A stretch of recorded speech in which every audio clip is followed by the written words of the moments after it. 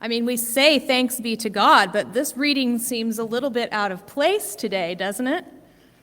It feels like Jesus is in a downer kind of mood with all this talk of fear and foreboding and confusion and distress. Not exactly the stuff of cheery Christmas carols.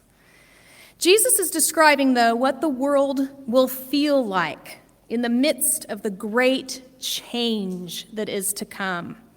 When Christ finally comes again and makes every wrong right, topples every regime that is unjust, establishes peace where people have carved out a little pocket of power for themselves, it's going to be seismic and confusing, to say the least. No one likes change, and this is going to be a massive change from our ways to God's way. And that's what we want, isn't it? That's what we're waiting for, right? Well, Jesus says, keep the coming of God's kingdom at the very forefront of your mind because you don't want it to sneak up on you. You want to be able to stand and face it. Stand before the Son of Man. So, I ask you today, what are you waiting for? We're all waiting for something. Waiting for the antibiotics to kick in. Waiting to hear back from that interview. Waiting for the results. Waiting. We're all waiting and we don't like it. And we're all living through change, and we don't like that either. Fear and foreboding and confusion and distress. Is God's kingdom at the forefront of our minds in times like these? Are we filled with strength and hope at the thought of Jesus coming in on the clouds?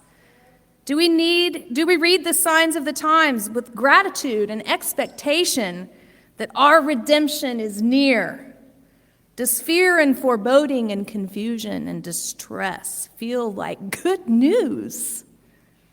I think not. But this is what we're waiting for. When Jesus returns, and make no mistake, Jesus will return, just as surely as Jesus was born. When he returns, it's going to be incredibly disorienting to the people who aren't expecting it. Everything is going to fall away, Jesus says. Everything familiar about this world is going to change. And the only thing left that's going to be familiar at all is the Word of God. The Word made flesh and dwelt among us. Now, folks who don't know the Word are going to be quite lost.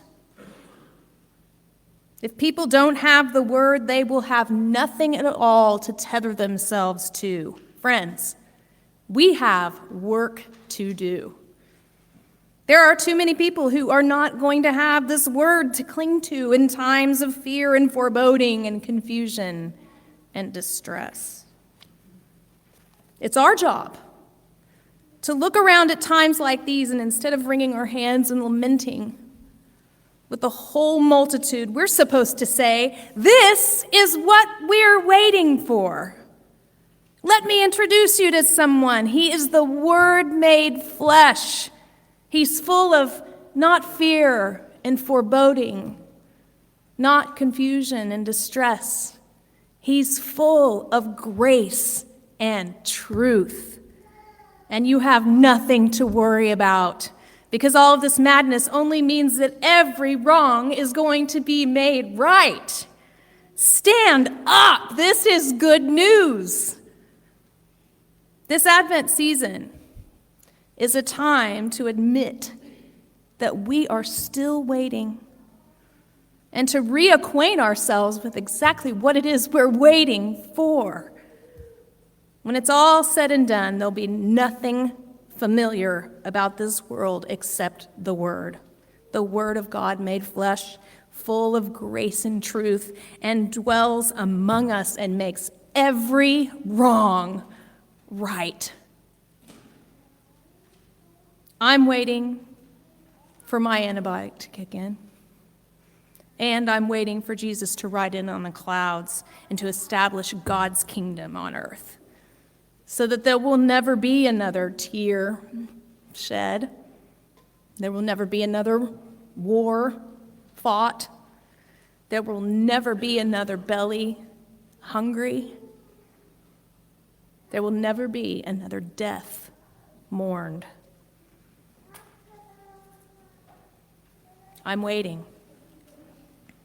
What are you waiting for?